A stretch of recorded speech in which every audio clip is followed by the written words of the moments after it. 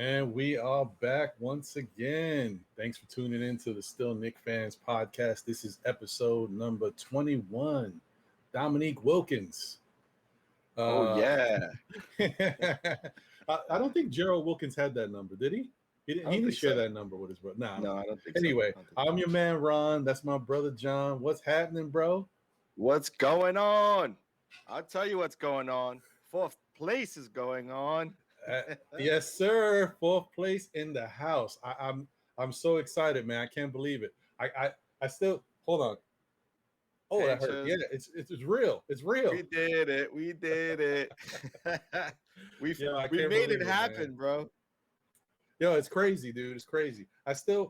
If anybody would have told me that the Knicks would have become the fourth seed going into the playoffs after the year we had last year, I don't know. That's like the odds, the betting odds. Can you believe that? I don't know what they are. It's crazy. But I will tell you this. I did think that they were going to be much better than what the critics believed. Like they had the Knicks winning like 15 games, 16 games. Right. I didn't believe that. But we are Knicks fans, so we're always going to think a little bit better of our team.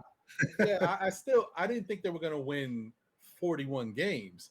I think I predicted them to win 33 or 34. Right. Yeah, but 41? Look, I all I know is that I expected this season to be like, for us, at least as going through the season, was to be like, well, that was another tough loss. And so we did our best. Certain things we have to change about this team. I thought that was going to be our conversation almost on a weekly basis. And instead we was like, we won another one and we got another week and we keep winning weeks. And sure enough, by the end of this week, we almost talked it to fruition, right? We were like, if we can win against the Lakers, I'll take it, but we just need two. And then at the back end of last week's episode, I think I was like, you know what? But if we lose to the Lakers and we win the last three, that's all we really want to see. I said something around that, and it turned out that way. So it was awesome. Not to bring up that we played hella great against, an LA team that's supposed to be way better than us. And although they didn't have LeBron James, we still held our own against Anthony Davis, who everyone thought was gonna like school us, and he did his thing, but we were right there. We were right there with them. So excited about that because they didn't have LeBron, we didn't have Mitchell Robinson, we didn't have Burks, we didn't have Quickly, right? So that's three main players right there for one, legend. Yeah. I mean, they also didn't have the point guard that the Knicks are targeting next year with the hair. I keep forgetting his name. Yeah, Schroeder, yeah. Always I forget about Schroeder too. Yeah, but you know why? Because he has the name of a Peanut Gang member. Schroeder. That's why. That's true. Yeah. Dude, I don't know what to say. I tell you one thing. After that Laker game, I was upset because it was right there for the taking. Yeah. But sometimes the ball don't bounce the way it should bounce. You make a little mistake here, you make a little mistake there, it comes back to bite you.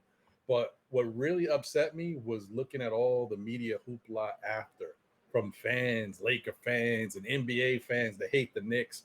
They dropped to sixth place. Now they're going to drop to the play-in game. Everyone was all types of crap, man. I just, come on, man. You saw how they played the Lakers. The Lakers were lucky to get that win.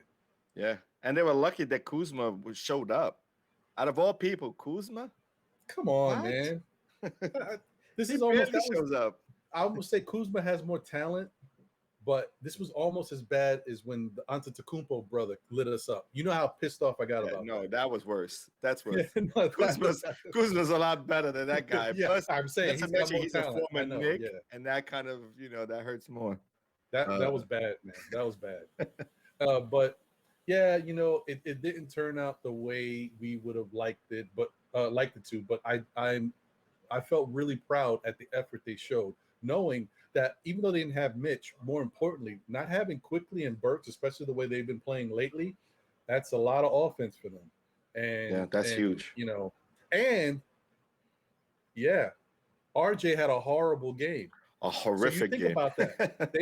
They had scoring from Randall, from Bullock, and I think Rose, D Nerlens. Rose, D Oh, Rose, D Rose, Rose, yeah. Rose, Rose. That was Yeah, it. That's all they yeah, had, and they were yep. able to go to.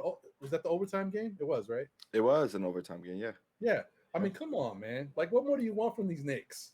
yeah. And You gotta it was appreciate close. it. It was close enough because Randall had a good shot and just missed.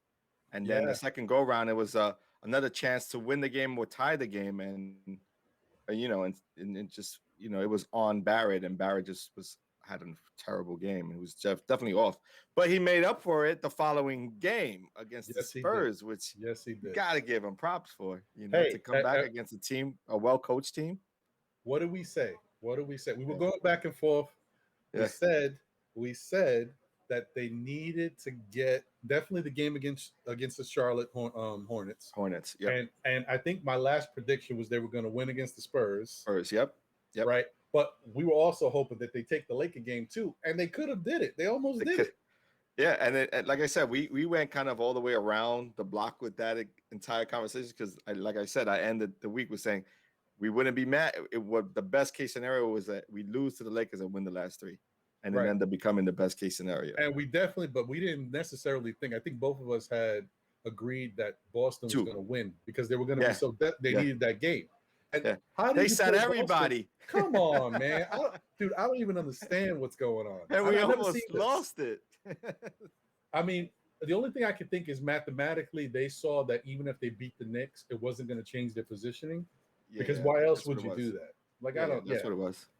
But it was interesting because like we almost let that game slip away, and we were up by like 17, and that's the kind of we were playing great, and then it just the fourth quarter came and it just went the opposite way. So I'm kind of glad that we go through this break that we're gonna go through before playoff run because now you get a chance to get into people's minds and be like, hey, Randall, look, a lot of these unforced turnovers, you gotta square up. You gotta protect the ball. You know what I mean? Like you gotta be better with the ball. And you can't play Sola as a daisical. He kind of did. And he even admitted to having a poor game, even in the after after the game, he spoke and he said he didn't have his best game and his team picked him up. But he has to bring it. He has to be, he has to be the Randall that we've had all year, especially in the playoffs, But again, in my mind, this is a win. This is a winning season. If we lose the first round against the Hawks, it's a winning season, in my opinion. Although a lot of folks want the Knicks to get past the first round, I do too. That would be another layer, for us this year if we get past the first round and deeper into the playoffs. That would be awesome. The New York won't be quiet, even if we, you know what I mean? Like, I don't think even if Brooklyn won the championship, I still think everyone would be talking about the Knicks getting past the first round and into the second round, which is really interesting to see. So, we'll see, man. It's gonna be fun. Well, I mean, I hope that they just go out there and play the same basketball they've been playing all year and give great effort. And then, that it'll even itself out. It'll work itself out, however that works. But going back to the Spurs game, I did want to say that, even though I thought the Knicks was going to beat the Spurs, I was still a little concerned. The Spurs are a well-coached team. And for whatever reason, they have played the Knicks very tough, but, they play everybody tough. It was just a good win, man. It was a really good win. And I like the fact that RJ came back and he it was what you said about RJ is really, it's true, man. He doesn't get too down on himself. He stays even keeled. It doesn't matter how big the stage is. Even if he has a bad game, the next game is totally different. It's a new opportunity, and he doesn't get down on himself. Yeah, it's interesting because even at the back end of the game, you see like a few of the players were a bit disappointed. Like you can see Randall showed a little bit of disappointment, kind of wanted that last shot. And then he kind of was like, oh, well.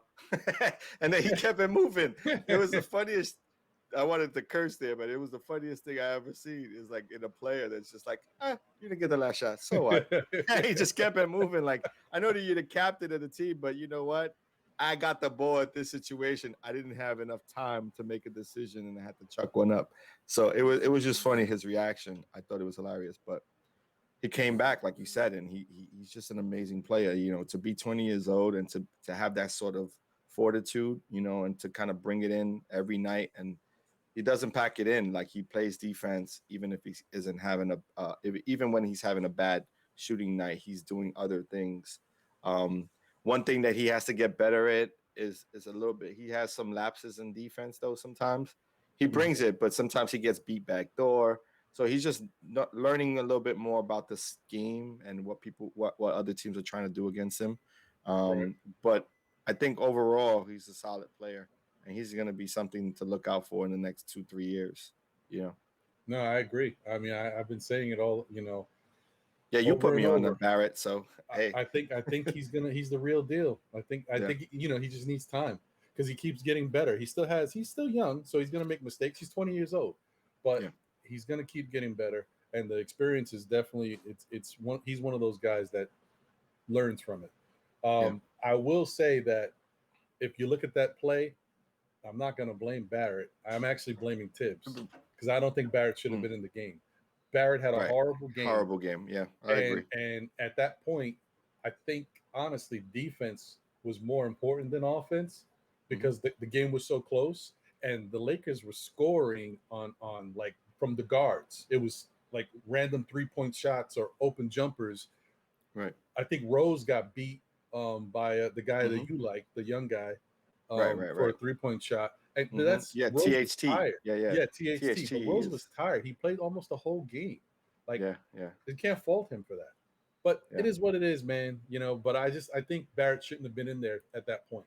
But you started to see right after that game, who we started to see. We started seeing sightings of Franklin and Keena the last three Yes, games sir. Yes, for sir. defense, and he's also sparked a few. He hit a couple of shots, which is interesting because now you're noticing that Tibbs is willing to go a little further into the bench when he needs a guy like that.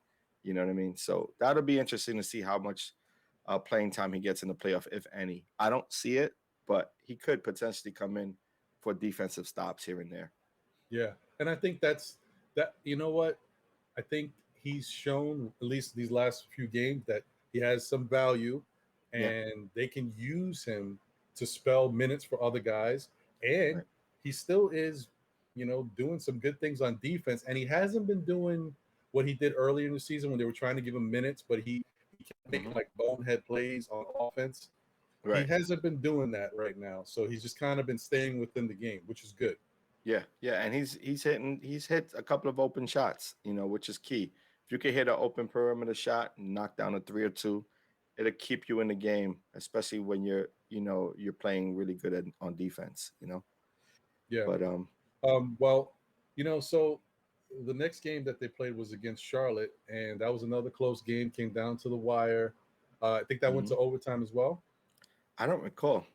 Did that one go to overtime? Yeah, yeah, because the point guard is it Graham? I forgot his Was it name. Graham? Yeah, He got to shoot Rozier the didn't three. It have a was good it was a game, tie which is game. He got interesting. to shoot a three at the buzzer. He Okay, bricked it. It was a horrible shot, but he had a chance right, to win it. right, right, right. Yeah, that went to overtime as well. That's another game, man. Hey, they needed to win it, and fortunately, things paid off for them. They were Yeah. able to. I like, what, that was good. That was a good sign Hmm. because they didn't play too well down the stretch, and then Charlotte Right. had a chance to win the game at the buzzer. But then when overtime started, they came out blazing, which Yeah, was I great. mean They, they they they put it they away. took over, right? They put it away. Plus the defense on a guy like Lamelo, who everyone has the hype on. Lamelo could not do anything remotely what he's done throughout the season against other teams. That he didn't do anything against the Knicks, and this was his time to showcase himself. And Right. in fact, I would say Quickly had a better game than him. So Yeah. No, he did. He did. I noticed that so too because the Charlotte game actually was the game I missed. I mm, forgot because I was doing something, and then so I had to go watch the. I had to watch the replay, and then right, yeah, I was like, wow, yeah, Lamelo didn't do much. he I'm didn't do surprised. much. Yeah, Yeah. I mean Mikal Bridges was killing us, but. Oh no, that's Miles. Miles Bridges, right? Yeah, Is yeah, it yeah. Miles? Yeah, McCall's on the Suns. Oh, Macau's innocence, right? Miles Bridges, yeah, he killed this. He did his thing. Yeah. But yeah, it was a good those games were really good. Um, I just love, and that's why when we had talked about like a team that you'll be scared to play, but you may want to play. You remember we were talking about that a few weeks ago, and I was Mm-hmm. like, the Heat is one of those teams that you can know where your barometer is because the Heat, when everything's clicking, they're one of the toughest teams to beat, especially in the East. And then we discussed, and I also said like Charlotte plays us really well. So the Hawks didn't scare me, but Charlotte would have scared me. You know what I mean? Just because. So we'll see, man. Well, we're gonna get to my take on the Hawks because it's changed, but in due time. In due time.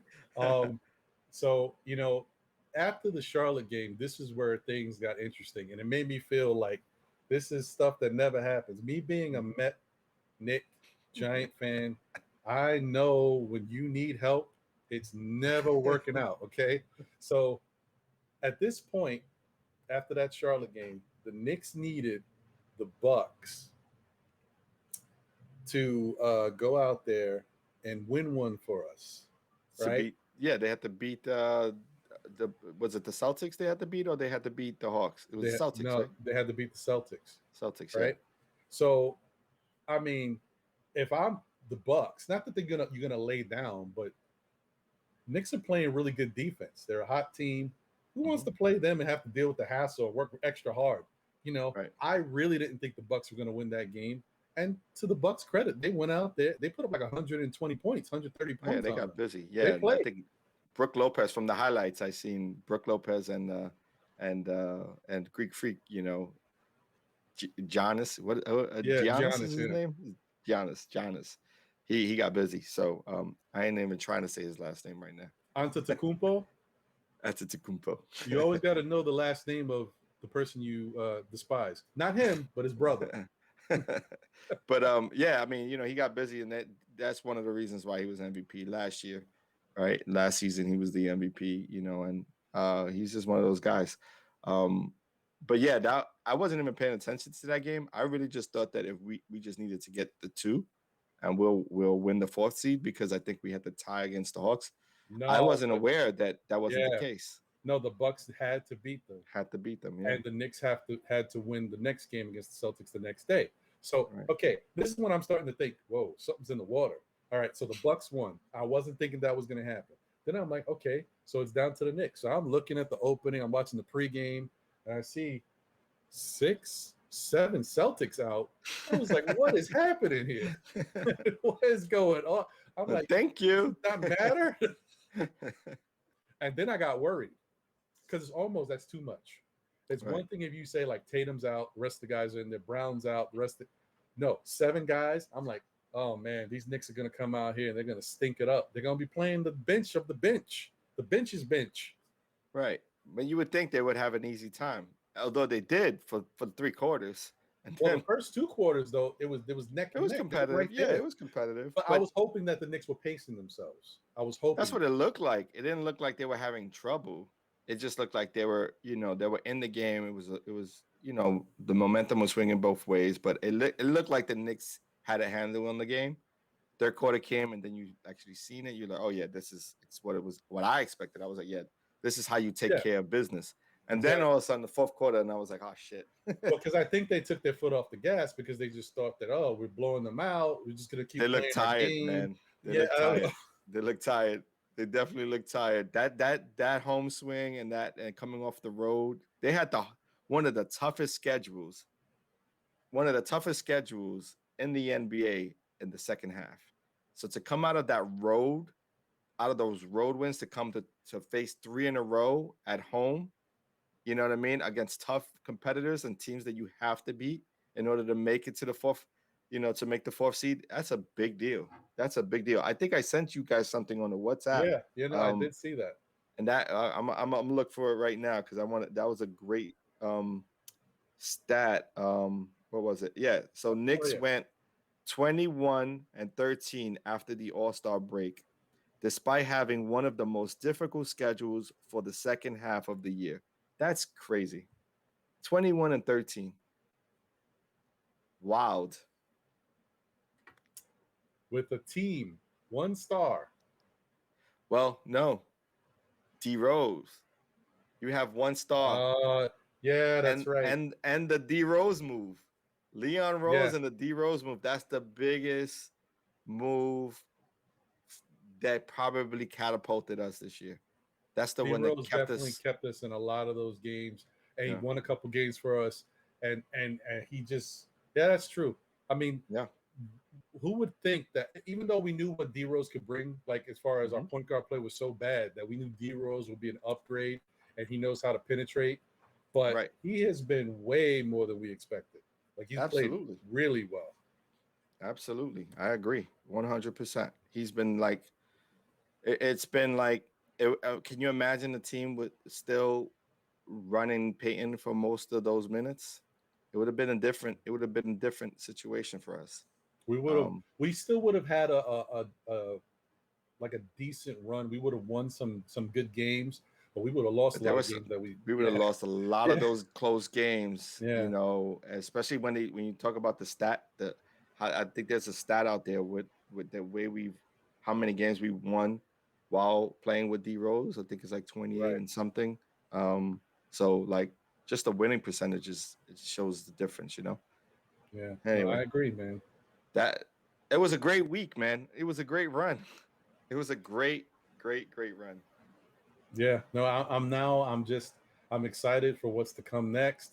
I'm excited to watch some of these perennial teams have to play a play-in game while the Knicks get Right. to sit back and chill for a week. That's Yep. beautiful, Yeah. especially the Sit back and Lakers. Yeah, watch. yeah. Let the Lakers go ahead, bust your tail. And So, they're gonna have to play because Curry's bringing it. oh yeah, oh yeah, oh yeah. I can't wait. I can't wait. Yeah, yeah. Well, I mean, this does bring us to a little different moment in today's pod. We've got a special guest. Oh Uh, yes, clap it up, clap a it up, special clap guest. it That's up. right. That's Can't right. wait. I've been waiting for this day. Yes, yes. He was on with us before. If people saw our sportscaster feed that we did, and he gave some really good insight, and it was a great pod. We had a good time chopping it up with him. But we brought him back again because we're about to go into a new stretch of the season. He's our NBA analyst. Um, I just want everybody, out there, chop it up, give you Yes, love, yes. show your appreciation. Clap it Our up, Knick clap it fan up. army Thanks, Yes, guys. sir. for Mr. Mr. Mike. Rios. What's Hey, going guys. on, brother? Thanks for having me. Thanks for having me back. Got a lot of fan Welcome mail back. after my last appearance, so had to come back for more. That's right. Yeah, man. No, it's definitely great to have you, bro. We had a good time chopping up with you last time, and Yeah. we just look forward to having you here and you giving us your insight on what's going on around the NBA, as well as your take on what the Knicks are doing. All your input is greatly appreciated, bro. Yeah, last time we talked was the All-Star break. I think Yeah. we did a midpoint recap and thought about what the Knicks were going to do for the rest of the year, and I think I was right on everything I said. So there you go. That's why you're on There board. you go. That's why you're back, baby. We're above 500. No, it was a very successful year for the Knicks. I think they are one of the biggest surprises. Not one of the biggest surprise in all of the NBA this year. I think if you ask anybody in the NBA or around the NBA, they would tell you the same thing. That nobody expected the Knicks to certainly be a 4 seed, maybe contending for an 8 seed or one of these, play-in games where you win 33 games and can make the play-in. But to get a 4 seed, to lead the league essentially in defense, that is huge change. It totally shifted the culture this year. What are we, number 2? I think we're number 2. One or 2 in defense. Yeah, no, right now, here's a weird stat. If you look at the top 5 categories of defense, the Knicks are number 1 in. I don't even understand this. They're number 1 in 4 of the categories, yet they're 4th overall in defense. What are that's they crazy. in points? What are they in points allowed? Number one. Number one. Number That's one all in that points allowed. matters to That's me. Yeah. There That's you all go. that matters There to you me, go. right? Points allowed, and they scored more points than their opponents on average. So that's all that matters for really. Yeah. That's a paradigm shift if we ever seen one, right? Like that's. I mean, the Knicks have now.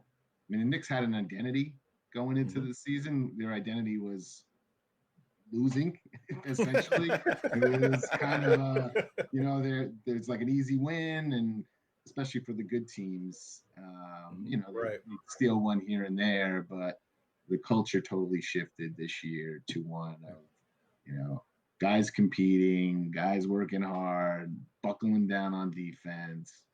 And there were some guys, quite honestly, that evolved over the course of the season. That there were some guys that were better than I thought at the beginning of the season on the Knicks, and there were some guys that were worse than I thought. I think some of the guys that were better than I thought. I think Bullock's in there. I kind of underrated. He was a little underrated for me on defense, and he had, he found his role. I think the Knicks in general, coming into the season and even earlier this season, they couldn't really shoot the three ball all that well. Right. And now they're a 3-and-D team with a guy, in Randall who can create his own shot. So I think to me that's pretty dangerous because you got a guy like Randall and Rose who can create and kick out to guys that can hit threes like Barrett, who shot close to 40%, if not 40%. Burks, who really, has had his moments this year. Quickly, obviously.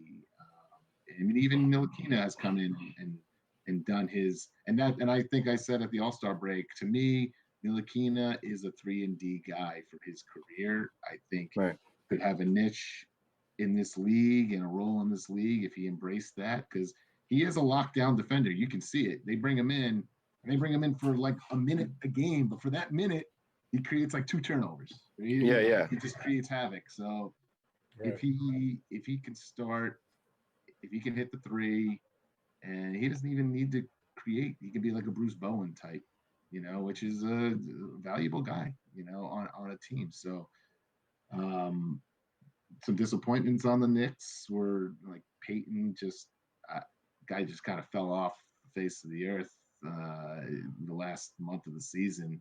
And I think he's just, quite honestly, I'd be surprised if he was in the rotation in the playoffs.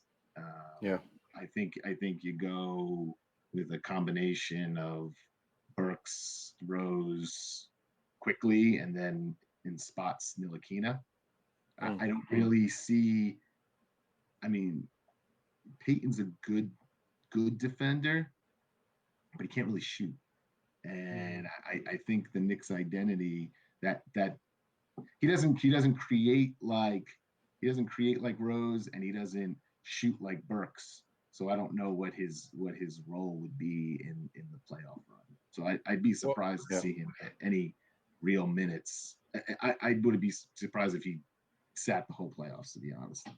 No, I think that's probably a fair assessment. The only thing I can say, because I've seen how it's played out already with Tibbs. Now, granted, this last 3 weeks or so, Peyton hasn't looked that great.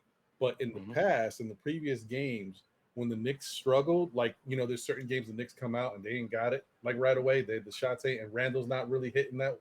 When Peyton had come in, he was driving to the hole and getting layups, and he was attacking. If it gets to that point and the Knicks don't seem to be finding easy scoring opportunities, maybe Peyton can show a little something then. If he comes in and he's doing it, but if he's not doing it, then I don't know what to say. He'll just go to the bench and stay there. But that's the only time I could see him helping out, because he does have the ability to get to the basket. That's all he can do that. Right. Yeah. Well, I think he'll have a short lease too, right? Like, what do you think? No, I think Tibbs is going to have a short lease regardless. But one thing he does have on his side is, as far as Peyton does, is that he's played well against the Hawks. And because we're going to be facing the Hawks, he matches up well defensively against a guy like, what's this kid's name? The shooter. Trae Young. Trae Young. Yeah. He matches well against him because Trae Young. yeah, because Trae Young is gonna get his buckets, but if you make it tough on him and you you push him around a little bit, he doesn't like the contact. Payton's known for giving a little bit more contact than most point guards, and he's gonna be in your face throughout. So I think it's important to keep that momentum going, especially because he plays well against the Hawks. So we'll see, but he's gonna have definitely a short leash, and at the end of the game, we're gonna see the combo that you spoke about, Mike, for sure, without a doubt. I mean, I just don't know. Does he start game one? Do they start Payton? I don't see them changing that. Yeah, maybe. I'll be surprised. I mean, they may come out and stay with it just for game one to see how things. But if it don't look good and the Knicks, don't play well, with them out there, and then maybe even lose game one, I think Tibbs will definitely change it up. I don't know. He ain't gonna play around. I don't know. I don't know if they don't start Payton. I don't know if they start Burks or Rose, because I think you would start Burks, right? I think you would start Burks because I think Rose plays well with Quickly too when they're in together. So I think you would start Burks there. And the more interesting question is, who do you finish with, Burks or Rose? Yeah. And I kind of feel like that's what Thibodeau's been looking at, because if you notice these past few games, he's been playing Burks at the point guard spot a lot. Right. Yeah. Oh, he's definitely. trying to see how they finish the games for sure. Yeah. But it's also important to know that Tibbs is always going to go to the guy he trusts, and he has Rose there. So at any moment in time, he could always choose to start Rose and end with Rose, and that's the outlier, right? That he didn't have when Rose wasn't on the team. Right now, he has that confidence. He has that person in his in his discretion to use as he so chooses. And Rose has looked great, especially when he's had some some rest.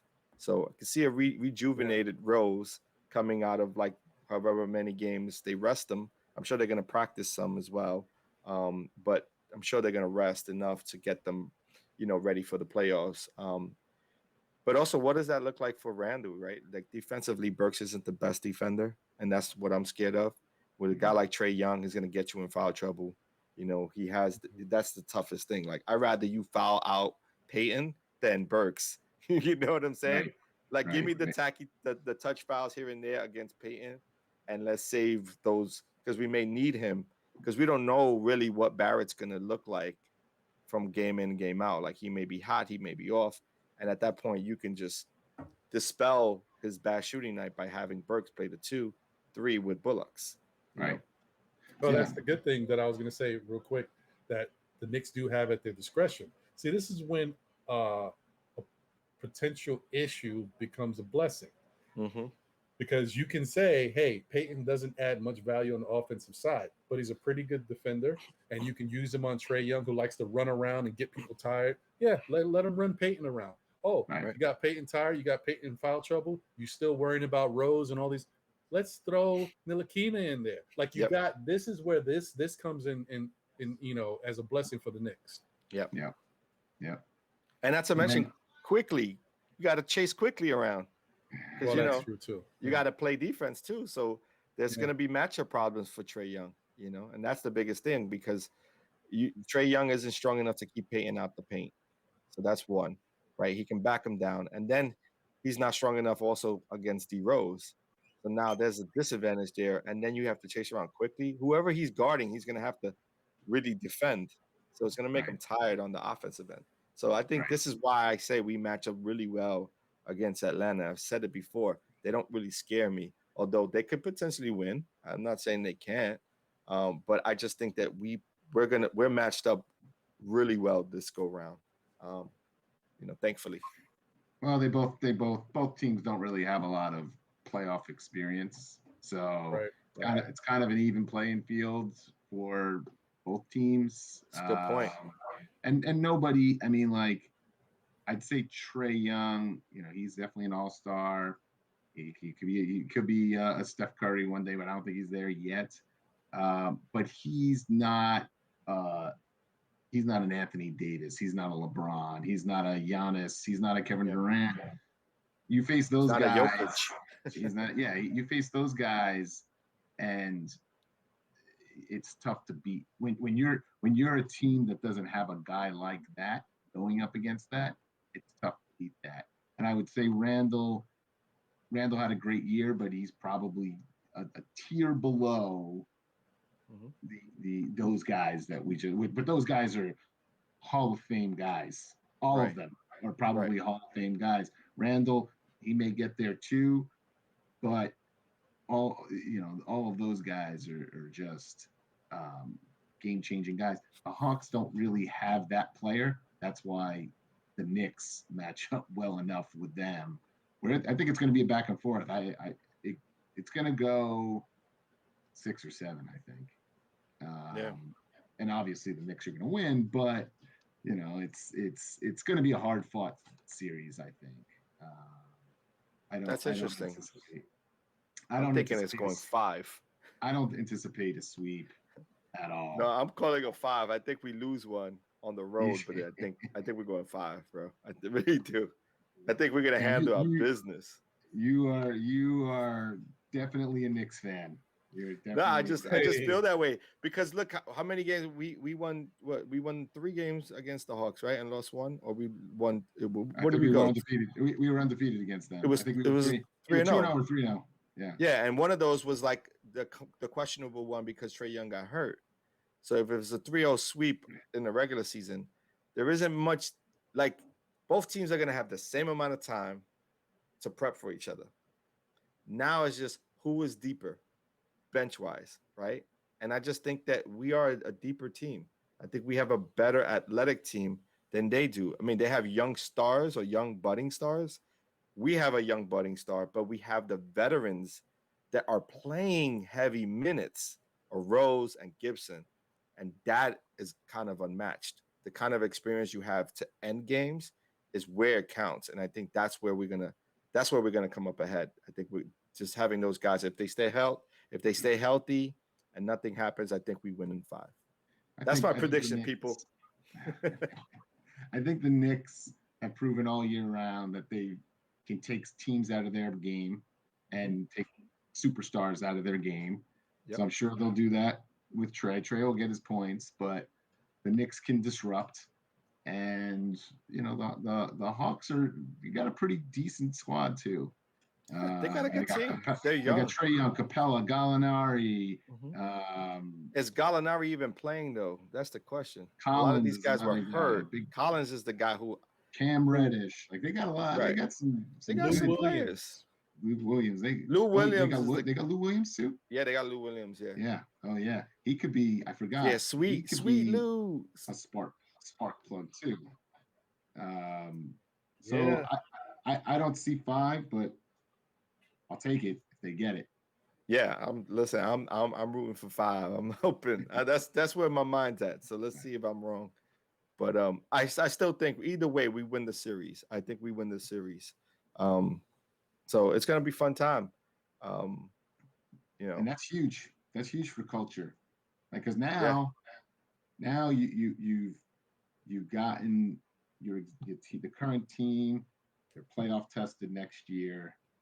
They can, you can't say they were one and done and got knocked out early. They won a series. They know what it takes to win a series. You need to go through that. That's like the next step for them, And if they could steal, after that, they're probably playing Philly. And I don't know. I know Philly was the 1 seed. Yeah, I know Philly was the 1 seed, and I was going to say, of my surprises, that was surprising to me. I didn't think Philly was 1 seed team. And I guess you see Doc Rivers came with some coaching, etc. But playoff time, Embiid's got it. Like he's a superstar, and Simmons is good and he's a great defender, but he still can't shoot the 3. And I always feel like in this league, it's tough to win it all if you can't shoot the 3. And I don't know if Philly does it all that well. I haven't really been following them most of the season. So I could see that would be a hard fought series because I think they're a good defensive team. Oh, absolutely. But of the three top seeds, Philly, Brooklyn, and The Bucks. They're the team I would want to face in a second round. That's interesting you say that because I would prefer to see Milwaukee because we've seen them more than we've seen Philly. Like we probably played them around about the same time, but it seems like we played better against a team like the Bucks because Brook Lopez isn't a body who's going to stay in the block. He's going to be a guy who goes out to the 3-point line, and because we aren't like super strong inside, we work with athleticism in the block. Norland's weighs a buck. I weigh more than him, but he jumps out the gym, right? So, it's one of those things. It's like it's a hit or miss with a guy like Embiid who would he'll just take advantage on the block against the New York Knicks, and I don't see that changing. Of course Simmons can't hit the three, but you don't really need him to when the ball is being dominated by Embiid, and all he's doing is cutting to the basket, making easy rim reads. Basically, is what he's doing. Yeah, the Bucks feel like a team that have been knocking on the door the last few years, and they kind of flew below the radar this year because Brooklyn was the team in the East, and everybody was still is. And honestly, the Nets would have been the 1 seed if they would have had their team healthy all year round, but the full season. But nobody was healthy, and like quite honestly, now you see Kyrie, who is kind of all over the place. Like he's been in the media last week saying, well, basketball's not the most important thing, and there's other things going on in the world, which is true, and not to diminish that, but you don't want to hear that from your best player or one of your best players when you're about to go into the playoffs and play for the championship. He's a tough guy to figure out. He's a very tough guy to figure out.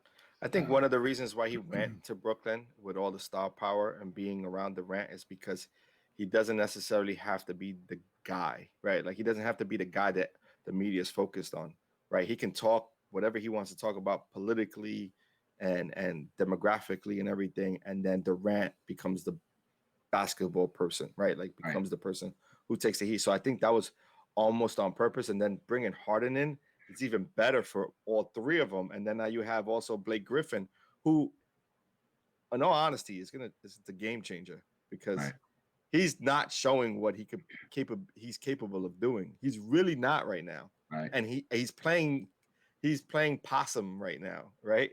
And once the playoff starts, you're gonna see a whole different Blake Griffin, and I think that's what people were concerned about because at the time when they picked up Aldridge, LaMarcus, although he retired, they were like, what the hell's going on here? This is a guy who was a 2010 guy his entire career and can still be a legitimate 2 guy. You know what I mean? And now join this team. And fortunate enough for the NBA, he retired because that's just crazy. You come off the bench and you have a leading scorer, right? You can't cover a guy like that on the block. And then if you have him, DeAndre Jordan, and they have a lot of other pieces like Harris and all the other ones, there are some quality players there, even just not talking about the top 5 guys. So, yeah, they should be the team to beat. And if they don't win the championship, it's a bust. And that whole thing gets broken up. That whole thing gets broken. You can't. It's not sustainable. So, they've got to get to the finals. I don't know. If they don't win it, is it a bust? I don't know. But they have to get to. If they don't make it to the finals, then it's definitely a bust. If they don't win it, bro, New York crowd is gonna be on them all day because they're supposed to come to New York with a chip. It's chip or nothing for that team. Chip or nothing. Max Kellerman won't hear the last of it. Yeah, no, you're right. You're right. I know I said I wanted to play Philly in the second round, but really, I wanted to see the Nets. I wouldn't have mind. I mean, that matchup would have been nice. For a championship, I'd rather see Philly. I'd rather play Philly first and hope maybe the Nets get eliminated. But from a fan's perspective, I'd much rather see the Knicks play the Nets and beat them. That would Oh be yeah, that would be the ultimate. That would be great. But be... don't get me wrong. I would love to see the Knicks play the Nets in a 7-game series, and just in their hopes. Yeah. But the Nets are playing ball right now. I don't want to. Look, but they're playing around expected. Right now. But that's expected, right? They have what you consider to be the dream team, right? In the NBA right now. Like all the teams have done it in the past, right? Where you've always had like a conglomerate of 3 really solid players, whether you talk about the 90s Bulls or the 80s Celtics and Lakers, they've always had that. Even in the 70s they've had it, you know what I mean? The Knicks had it when they won, with Clyde and Monroe and and the guys that they had. So and Willis.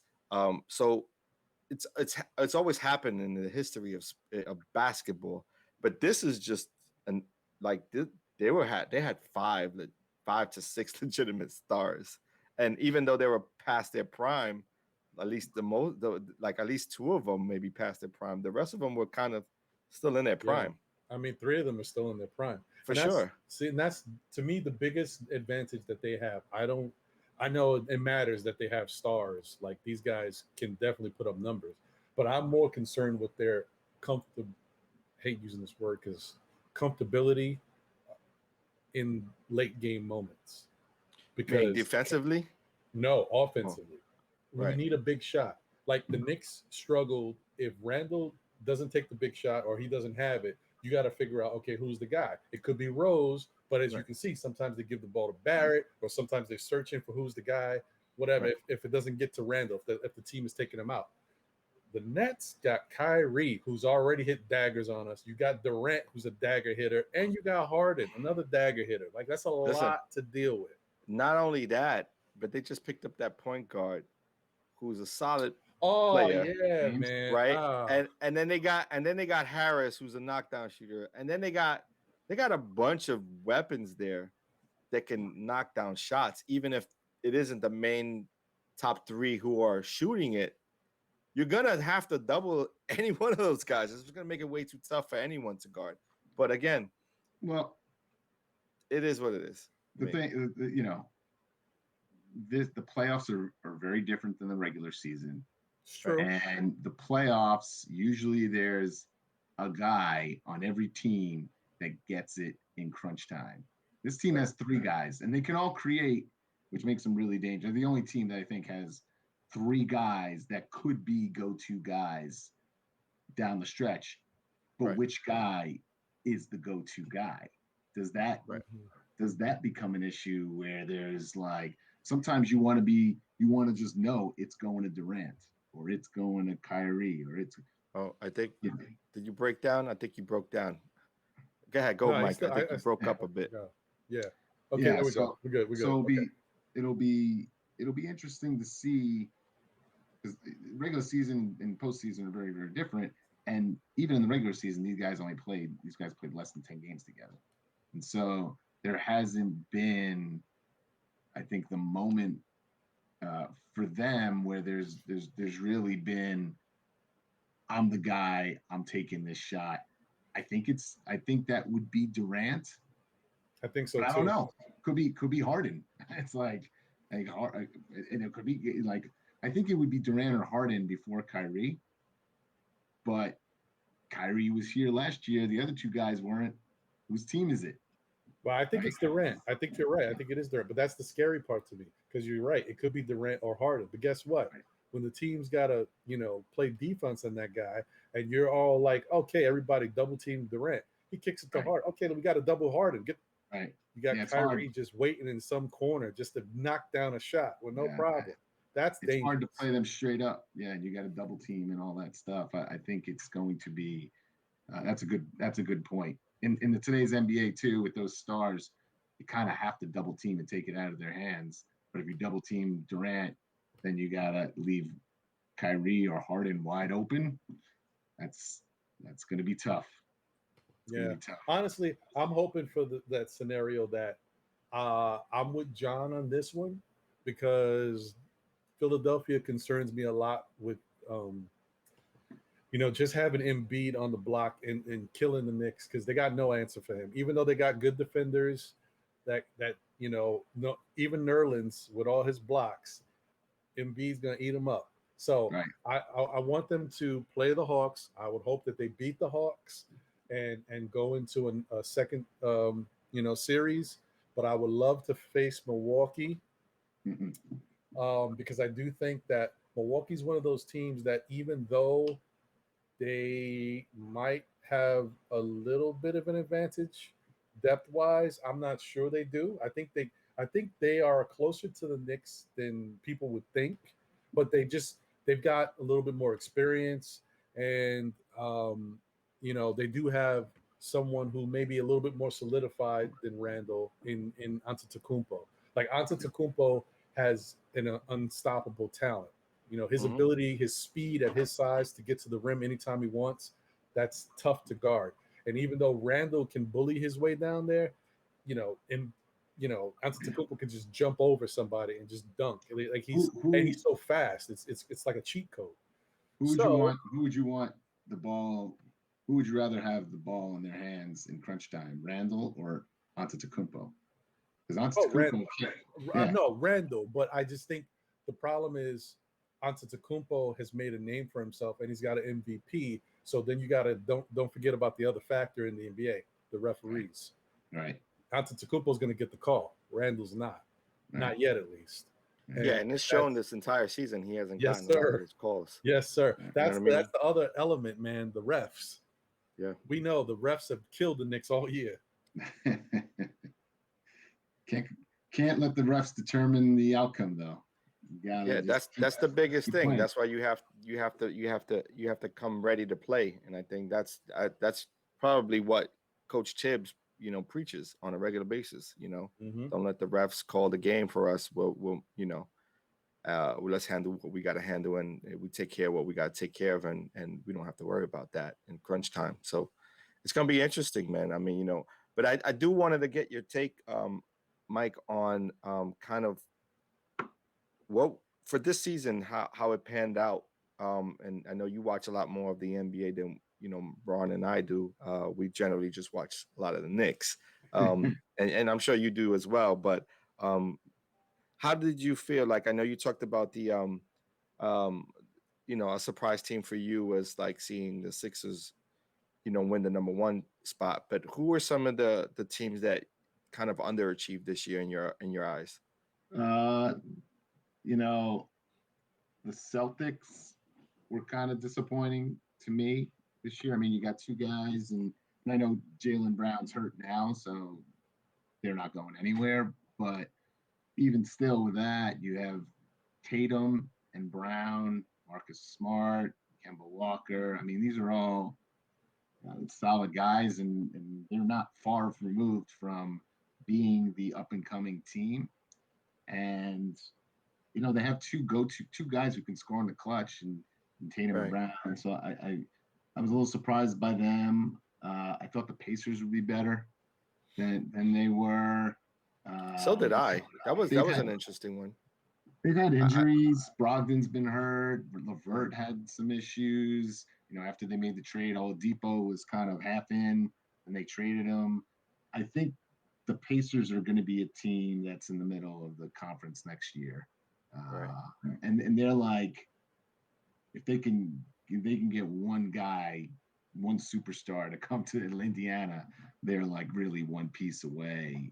I think from being a real legit team, title contender.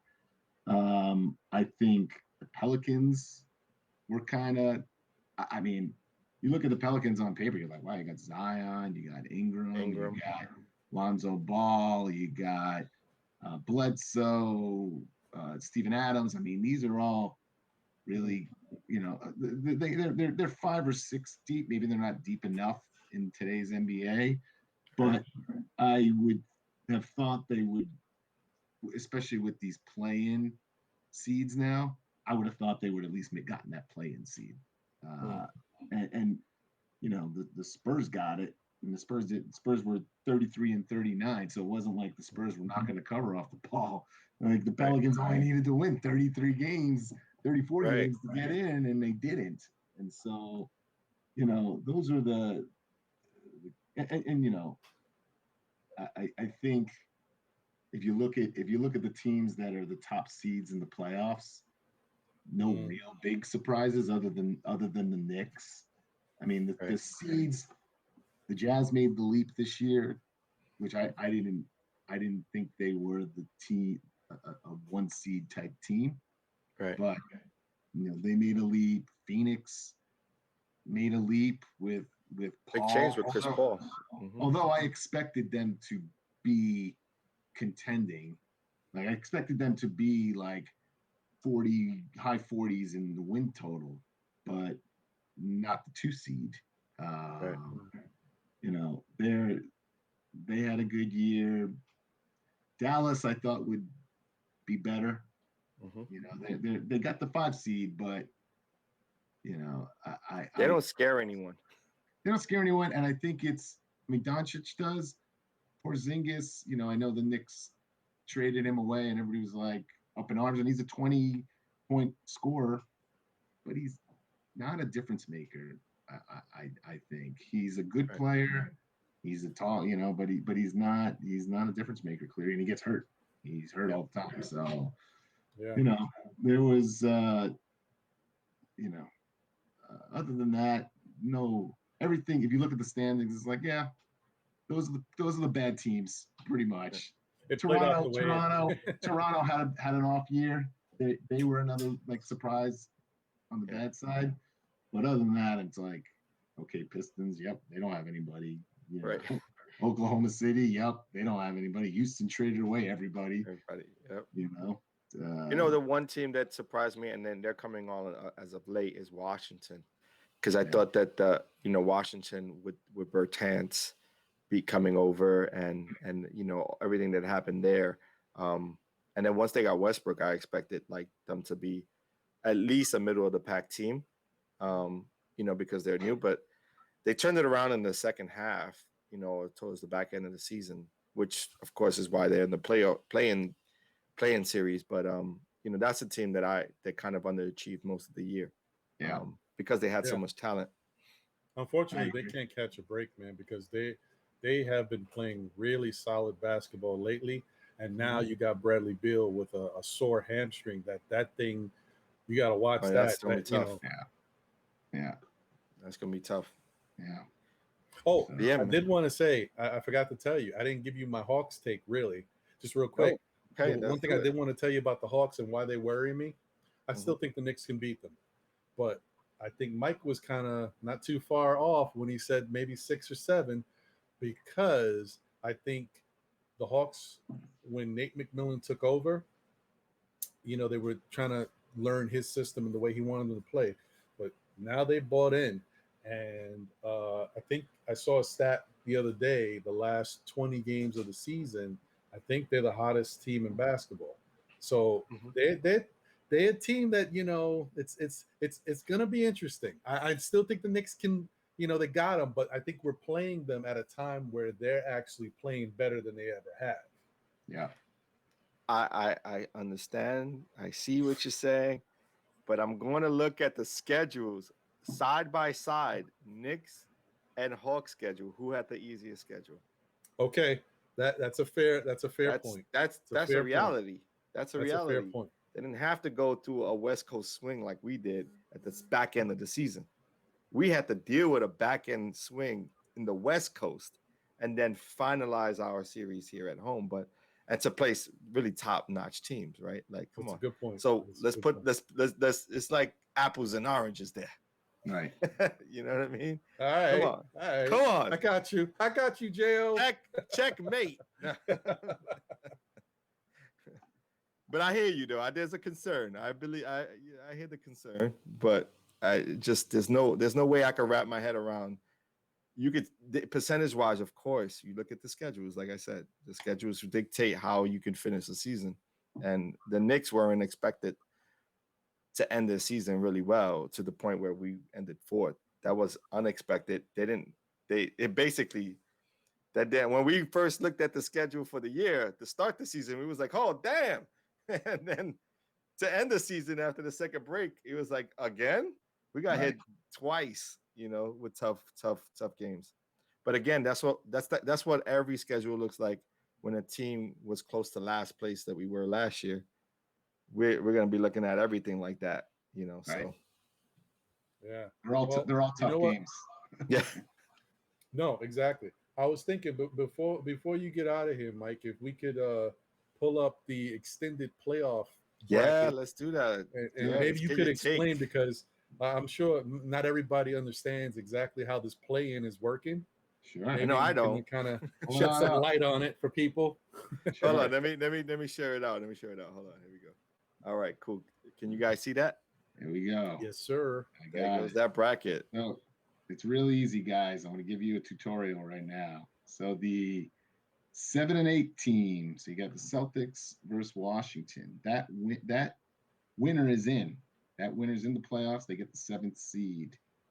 If they lose, the loser goes and gets a second shot at it, and they'll play the winner of the 9-10 game. So Indiana versus Charlotte. So if Indiana wins that game, they play, let's say, Boston, and the winner of that game will get the final 8 seed. So it basically, the 7 and 8 seeds get 2 bites at the apple to get into the playoffs. The Got it. 9s and 10, if they lose a game, they're out. There's no coming back. Chance. There's no coming back. And I think, I think if I had to guess who the 7 and 8 seeds would be, just looking at this, I'm going to go with Washington and Indiana. Really? And I'm going to go with the Lakers and the Warriors on the West. Oh, I think the Lakers. Now, it's gonna be. I would like to see the Warriors beat the Lakers, because I would like to see the Warriors get the 7th seed and play Phoenix in the first round. I think that would be a fun. That would be nice. That would be a nice matchup. So, and I like seeing Chris Paul on skates. I really enjoy seeing that. And I'd also like to see an 8 seed. I'd like to see the Lakers in an 8 seed. I don't know if an 8 seed's ever won the NBA championship, but that they would be.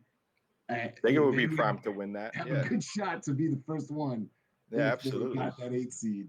Making history, right? Right. So I think that's how I'd like to see it play out. But, hey, listen, that's what LeBron wants to make history. So let him go through that road. That would be a nice cherry on top of his career, right?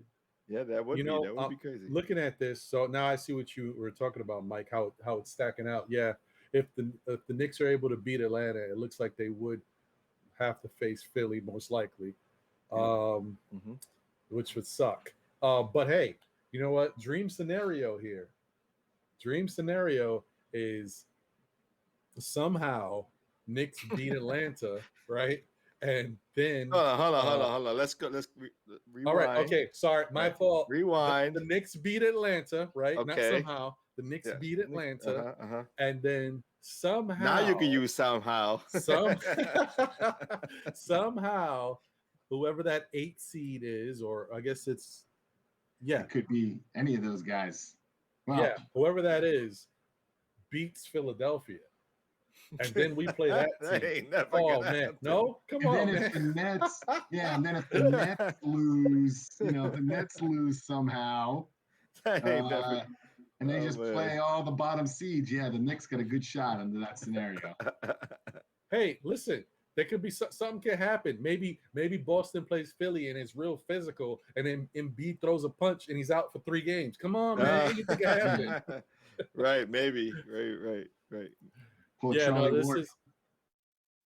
Exactly. This is interesting though, but this actually would be set up the way I would want it. Like if, say, the Knicks are able to face Philly and somehow beat Philly, then it's Knicks and most likely Brooklyn. Oh, and the Eastern Conference Finals, that would be great. I'm a bit confused. So what you're saying is that if the Knicks win, they'll play the winner of Philadelphia and whoever is the 8 seed. Is that how it works? Oh, okay. Yeah. Gotcha. Yeah. I don't think they reseed if lower seeded teams win. I think it's just that's the way it goes. Okay, because I thought it was that they play like whoever's the lowest seed, and it goes like maybe. Yeah. I don't think so. Well, let's assume those top 3 seeds don't lose. Right. Yeah. But again, I mean, look, it's a win season. It's already a win season for me. Everything else is just icing on the cake. You know what I mean? Getting past the first round in the playoffs, icing on the cake. Moving into the second round, if we do anything, icing on the cake. As a matter of fact, it's probably more. It's like celebration time. Because I'll tell you, if we beat Philly, we celebrating. That's our championship, basically. You know what I'm saying? Facts. So it is what it is. That's like a tremendous. I just would hate, I don't. Fans are so crazy, dude. I don't want fans want to win it all. I don't want to see how the fans would be if we beat Atlanta and then play Philly and beat Philly and then Brooklyn's waiting. Come on. It's like, oh no, Brooklyn's bums. They got no chance against us. We're going all the way. I don't want to see you already that. know that. Listen, if we get there, we get our chance to talk our smack. It's what it is. It's what it is. Because for Brooklyn, it's all or nothing. They either win it or they're not even. What was the point? What was the point? If you don't win, what was the point? So I agree. So for me, it's like if we find a way to get past Philly, once we get past the Hawks, celebrate like we won the championship, because we damn sure pretty much did. At least we won New York. We definitely win New York. There's nothing, you know what I mean? The only way Brooklyn gets any chance at winning New York is that we lose to the Sixers and they win a championship. The Sixers, I mean, the Brooklyn needs to win a championship before they can stake any claim in New York. Even then, I think it'd be difficult, but you can't do that until you win the championship. Yep. Hands down. Yeah, man. Well, this has been fun, man. This has been fun. Mike, thank you for joining us today. Appreciate you. Thank you, guys. Thanks for having me back. Hopefully I can come back stop sharing in the future. Yeah, no, it's a pleasure having you, dude. It's refreshing. It's a nice change of pace. I like the different perspectives you bring, and also, the overall NBA analysis that you give us, because like John alluded to, we don't watch too many other teams except the Knicks. So it's Knicks and highlights. Knicks and highlights is what we do. I give you the broad perspective on the entire NBA. Yeah, no, it's really good. Cater to your national audience, not just your local audience. Yeah, exactly. There you go. Hopefully, we can continue to expand at this podcast and do more and more. And also, it's a shame that I'm telling John, like the past few episodes, it's a shame that the season's coming to an end. I mean, I'm excited for the playoffs, but still, NBA season is almost over even after. But there's so much to talk about. There's summer league. There's everything. We're always gonna have an opportunity to talk Knicks basketball. So You're right. It's just an extension. That's all it really is. Actually, a lot of times the off season is actually more exciting than the season, where people are going and what the teams are looking like. That's especially because we got cap space. And we got a couple of draft picks. They're not where we wanted them to be. Pick this year, though. They're not going to be a lottery pick. Yeah, but it is. It's supposed to be a deep draft. So let's see how deep. You never know. It could be a lottery pick because they got enough assets and the team is playing well enough that they may say, "Hey, it's time to flip some of these assets." Let's save that. Let's save that. Let's save that talk for after. I've said too much. Thanks for joining us, Mike. It's been a pleasure. You're welcome back anytime. We love to chop it up with you, bro. Yeah, we may even go live during playoff time. We're still thinking about ways to, that we may jump on live, and maybe we'll call you in, and so you can join us as well. Love to do that, guys. Good luck. Awesome. Go Knicks. Let's go Knicks. Yeah, man. Take it easy, bro. Yeah, man. So that was pretty cool. Boy, Mike Rios came through. So what's going on, Ron? How you feeling? Hey man, I'm feeling good, man. This was a really good episode. It's exciting time right now. Good conversation. It's like just being in the house, sipping some brews with your buddies, just talking basketball and enjoying the fact that we got a team that's playing good basketball at the right time. Yeah, man. Nothing better than that. We've never thought this, man. Never in the wildest dreams, man. Never in my wildest dreams would I have thought that the Knicks would have been a playoff contender, let alone fourth. It's crazy. Facts. It's You so know what? crazy. Unfortunately, the one thing I noticed when I was looking at that playoff extended bracket, how we were hoping that that first round pick from Dallas was going to turn into something. Dallas finished 42-30. They really turned their season around, even though I guess they might have expected more from themselves, but the way they started to the way they ended, pretty good run they had. I would say the NBA expected it because they already had Doncic as the MVP. You know, they were calling Doncic as the MVP, you know, the white goat, you know, and it's like, come on. Come on. Over LeBron, over Curry. You know what I mean? But he is special, but I mean, you got to pump the brakes. He's good. Like they overhype him a bit more. You know, it's I don't know, dude. I seen him hit a shot. He bounced it. I don't know. I think that's the Mark Cuban effect because he didn't really do much against us when we played them at his house. So, you know what I mean? He didn't really scare me. But you know, guy like Curry though. Curry, what he's done in the last week, and I've only seen highlights, dude. Throwing 40 ridiculous. spots. 40 spots. Yo. It's amazing, that kid, man. That kid he's something else, man. Something to watch. But that matchup is something to watch for sure. If I ain't watching the Knicks, I'm definitely gonna watch that Laker Warriors game. I'm definitely tuning into that. You know. I'm with you on that, man. That should be pretty fun. And you know, I wouldn't mind. Listen, we could get Doncic over here in a couple of years. I said too much. I'm sorry. Hey, listen, I'm not saying no to him. I'm just saying he doesn't scare me. If we're playing against him, he ain't scared. He doesn't scare me. Like I didn't see it. I didn't see that thing. You know what I mean? I think, you know, in our matchups against him, he kind of gets flustered by contact. If he don't get a call goes his way, he starts to argue with the refs. He's a little bit temperamental. You know what I mean? He's a little diva. Yeah, for my taste.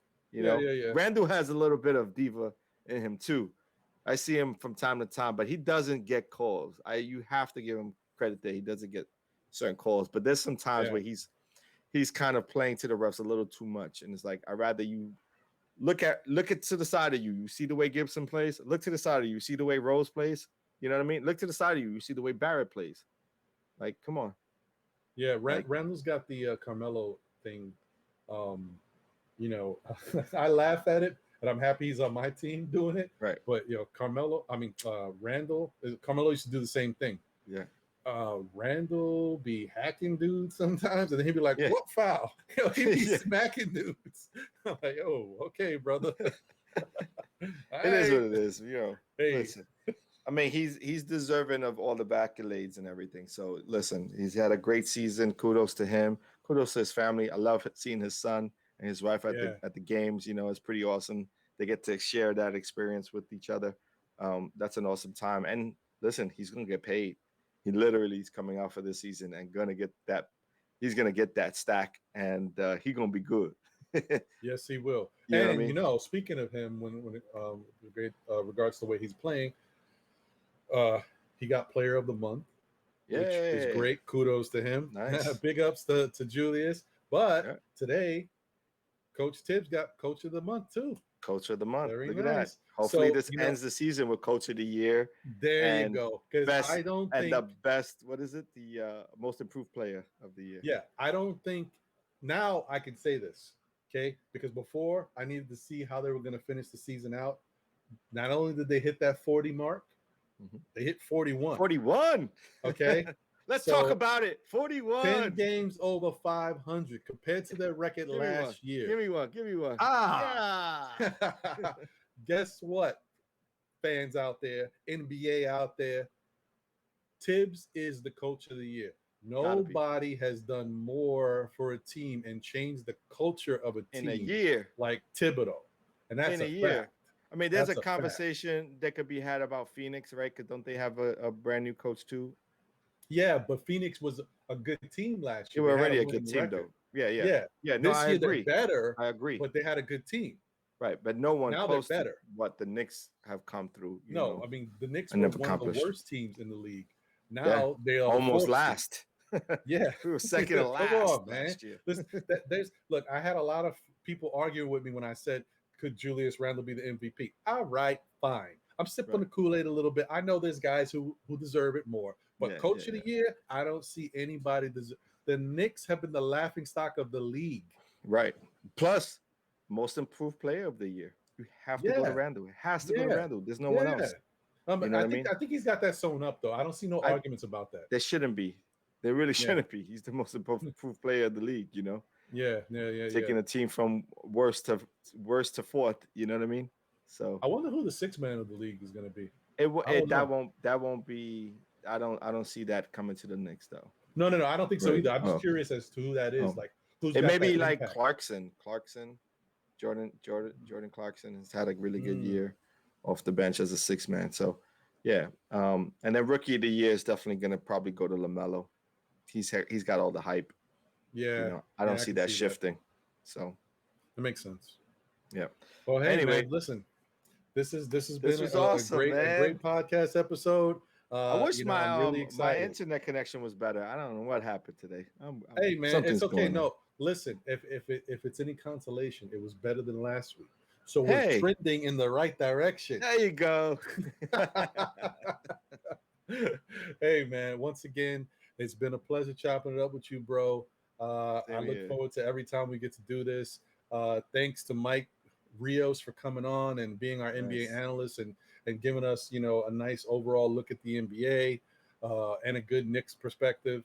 Thanks to Jose once again behind the scenes, keeping us strong together. Keeping together. From episode 3 and on, man, we've just gotten better and better. You know what I mean? Like the first 2-3 episodes, we were trying to do it ourselves. We ran into some hiccups, and Jose, you stepped in, and it's been amazing having you on board, man. Appreciate you. It's been an amazing season. The Knicks are on where we want them to be. Our show is where we want it to be, and we just keep pushing, man. So if you like our content, please subscribe, hit the like button, share with friends, and just give us a shout out on your social media platforms. Yep, I couldn't have said it better. I agree wholeheartedly. This has been another great one. We'll see you on the next one. Next time we talk, it'll probably be a playoff preview because the Knicks will be getting ready to play that game. Yes. Oh man, let's go, baby.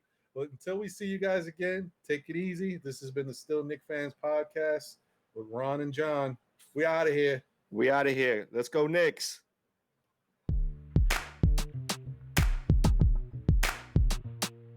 It's a litmus test just to see who's best. Roll the dice, break the pipe, and let's see who's next. Ron and John on the mic talking New York Knicks. We be rooting and recruiting for the boot camp clip. Take a step back, take a minute. Talk trash, but we in it. Let's go now, cause we winning. All you haters, gon' be living. Run amok, knuckle up, ain't no New York punk. Step it up, keep it clutch, have the Midas touch. Let it go, let it flow like the circus so late.